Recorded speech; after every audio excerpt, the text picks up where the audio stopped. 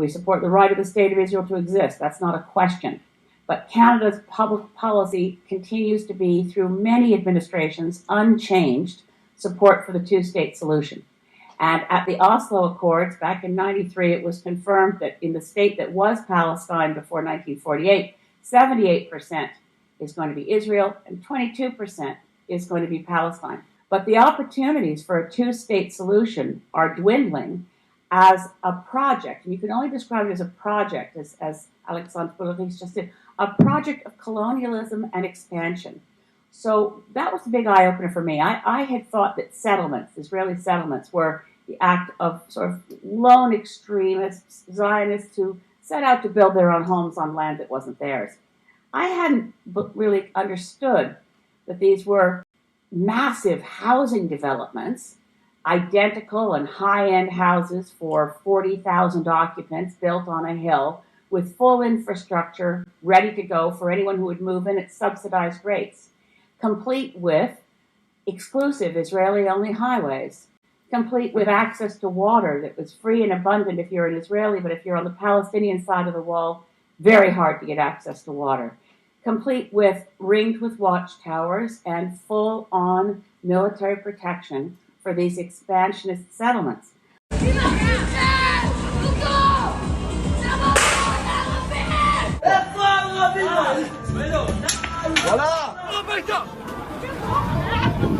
Our order in Hebron is protect the Jewish settlers, right?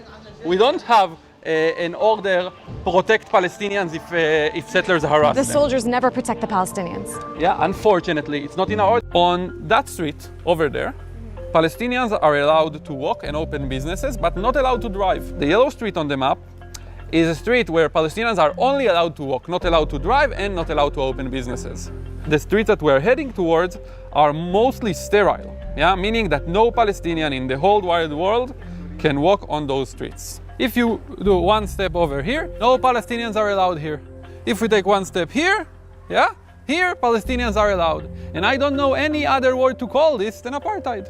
So it becomes very clear that we're at great risk due not to the state of Israel or the project that must be there for a homeland for the Jewish people, but through a political slant that has decided it can thumb its nose at the global consensus and decide to enter into a state of permanent occupation with a military dictatorship that governs every single waking and sleeping moment of Palestinians living under military dictatorship.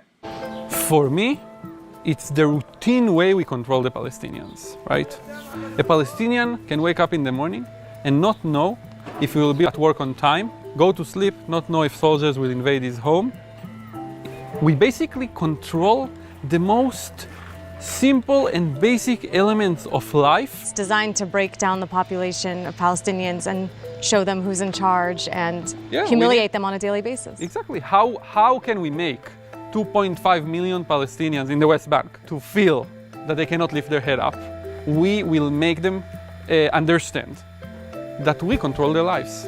The segregated roads and the settlements and so forth, they exist all around the occupied territories. Military activity, home invasions, patrols, digital surveillance, they exist here and they exist all over the West Bank. We are particularly concerned for the situation for children. We met with one young man whose picture made international news as he was under arrest.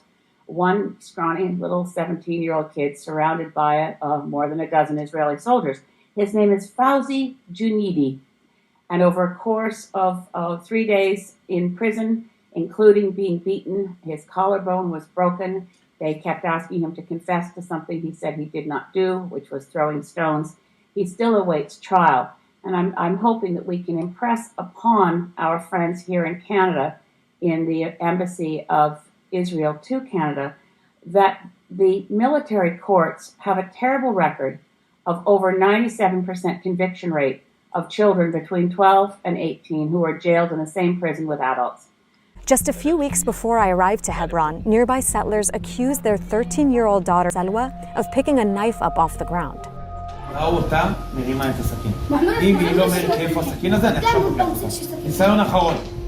فقد كل شيء معيش ولا سكينة أنا איזה סכין, שקרנית.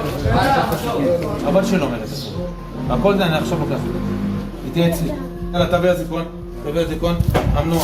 اعتقلوني واخذوني يعني مدرسة أسامة وقعدوا يحققوا معي. قعدت ساعة لما حققوا معي. لما فلتوني قعدت ساعة لما فلتوني يعني كثير ساعات لما فلتوني وحققوا معي. بتخافي يعتقلوكي كمان مرة؟ أنا حسيت إنه وأنا نايمة حسيت إنه بدهم يعتقلوني بنص الليل.